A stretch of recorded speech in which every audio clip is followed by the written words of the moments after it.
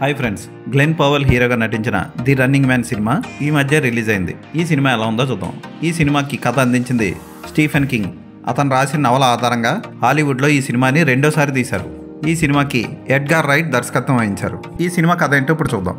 United states of America మొత్తం అతలాకుతలమై economy పడిపోయి తినడానికి తిండి కూడా సరిగ్గా దొరకక, చేయడానికి పని కూడా దొరక్క జనాలు పిచ్చెక్కి మూర్ఖులుగా తయారై తిరుగుతూ ఉంటారు. అలాంటి సమయంలో బెన్ రిచర్డ్స్ తన కూతురు కోసం డబ్బు సంపాదించాలనుకుంటాడు. ఇన్ఫ్లుయెంజా అనే జబ్బుతో బాధపడుతున్న బెన్ కూతురు క్యాతి ఆమెకు వైద్యం చేయించడం కోసం బెన్ పని చేయాలనుకుంటాడు. కానీ ఉన్న పనిలోంచి తీసేస్తారు. అతని భార్య షీలా క్లబ్లో వెయిట్రెస్గా పనిచేస్తూ ఉంటుంది. ఇద్దరు సంపాదన సరిపోదు. అలాంటి సమయంలోనే ది రన్నింగ్ మ్యాన్ షోలో పాల్గొవాలని నిర్ణయించుకుంటాడు. ఆ రన్నింగ్ మ్యాన్ షోలో పాల్గొన్న వాళ్ళు ఎవరైనా సరే ప్రజలకి బ్లాక్ డ్రెస్ వేసుకున్న హంతకులకి, కిరాయి హంతకులకి దొరకకుండా తప్పించుకొని 30 రోజులు తిరగాలి. చివరికి బతికుంటే $1 బిలియన్ అతనికి లభిస్తాయి. గెలిచిన వాళ్ళు ఆ $1 బిలియన్ డబ్బులతో హ్యాపీగా తమ లైఫ్ని ఎంజాయ్ చేయొచ్చు. అయితే కంటెస్టెంట్స్ పాల్గొన్నప్పుడు ఎవరికైనా దొరికిపోతే వాళ్ళు ఆచూకీ చెప్పినా, వాళ్ళు పట్టించినా వాళ్ళకి డబ్బులు ఇస్తూ ఉంటారు సాధారణ ప్రజలకి షో నిర్వాహకులు. అయితే హీరో పరిగెత్తుకొని గెటప్ మార్చుకొని చాలా కష్టాలు పడుతూ చివరికి సొరంగంలో దాక్కుంటూ మొత్తానికి ఎలాగైతే తప్పించుకొని తిరుగుతాడు.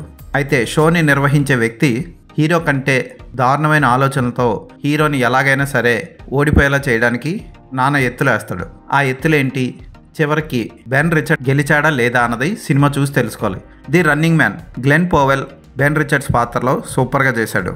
అతని పాత్ర ఫస్ట్ నుంచి లాస్ట్ వరకు ఎమోషనల్గా పరిగెడుతూనే ఉంటుంది. పేరుకు తగ్గట్టు ఆ పాత్ర కూడా అలాగే డిజైన్ చేశారు.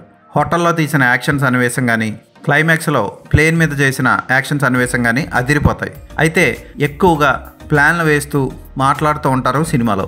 హోస్ట్ బాబీ థామ్సన్ పాత్రలో నటించిన వ్యక్తి బాగా చేశాడు. హీరోకి లేని అవలక్షణాలు అంటగట్టి ప్రేక్షకుల్లో అతని మీద కోపం వచ్చేలా చేసి అతని భార్యను వదిలేశాడని, ఇప్పుడు అతని కూతురికి దిక్కు లేదని కళ్ళబొల్లి మాటలు చెప్పి ప్రేక్షకుల్లో రిచర్డ్ మీద వ్యతిరేకతను క్రియేట్ చేస్తాడు. ఇక ప్రేక్షకులు కూడా అతను చనిపోవాలని, అతను ఓడిపోవాలని కోరుకోవడం మొదలు పెడతారు. హీరోతో బెన్ రిచర్డ్తో పాటు ఓ అబ్బాయి కూడా ఈ గేమ్లో పాల్గొంటారు.